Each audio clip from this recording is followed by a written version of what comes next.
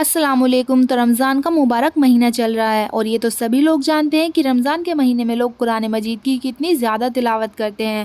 پورا سال میں قرآن پاک کی اتنی تلاوت نہیں کر پاتے جتنی اس ایک مہینے میں کر لیتے ہیں، لیکن کچھ لوگ ایسے بھی ہوتے ہیں جن کا قرآن مجید اس مہینے میں بھی مکمل نہیں ہو پاتا۔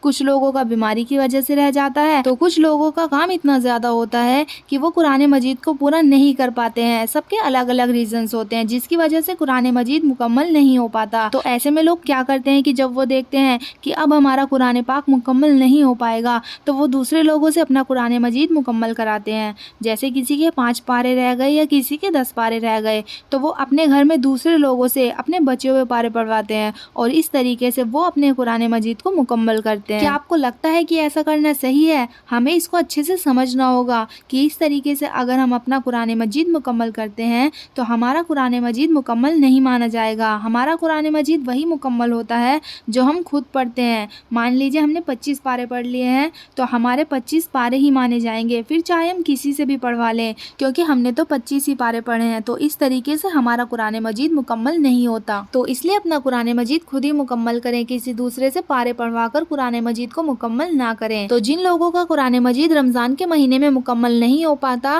اور ان کے کچھ پارے رہ جاتے ہیں، جیسے 5 پارے رہ گئے یا 6 پارے رہ گئے، تو ان لوگوں کو پریشان ہونے کی بالکل ضرورت نہیں ہے۔ رمضان کا مہینہ پورا ہونے کے بعد آپ اپنے بچے ہوئے پارے پڑھ سکتے ہیں۔ جیسے آج چاند رات ہے اور ہمارے 2 پارے رہ گئے ہیں اور کسی وجہ سے ہم وہ 2 پارے نہیں پڑھ سکتے تو وہ 2 پارے ہم عید کے بعد بھی پڑھ سکتے ہیں۔ تو دوسروں سے اپنے بچے ہوئے پارے بالکل نہ پڑھوائیں، بلکہ اپنے بچے ہوئے پاروں کو عید کے بعد پڑھ لیں اور اس طریقے سے اپنا قرآن مجید مکمل کریں، کیونکہ جو پارے آپ دوسروں سے پڑھوا رہے ہیں وہ آپ کے نہیں مانے جائیں گے، آپ کے وہی مانے جائیں گے جو آپ خود پڑھو گے۔ اگر کسی کا قرآن مجید رمضان میں پورا نہ ہوا ہو تو ٹینشن لینے کی ضرورت نہیں ہے۔ جتنا قرآن ہوا ہے یعنی جتنے پارے ہوئے ہیں آپ اتنے ہی پاروں کا ثواب کسی محروم کو پہنچا سکتے ہیں، اور آپ یہ بھی کر سکتے ہیں کہ پہلے اس قرآن کو پورا کر لیں، چاہے وہ عید کے بعد ہی پورا ہو۔ جب پورا ہو جائے تو اس کے بعد اس قرآن مجید کا ثواب اپنے محروم کو پہنچا سکتے ہیں۔ تو اپنے بچے ہوئے پارے دوسروں سے پڑھوانا یہ ہمارے معاشرے میں ایک بڑی غلط فہمی ہے، تو ہمیں سنی سنائی باتوں سے بچنے کی ضرورت ہے۔ آئی ہوپ یہ ویڈیو آپ کے لیے یوزفل ہوگی۔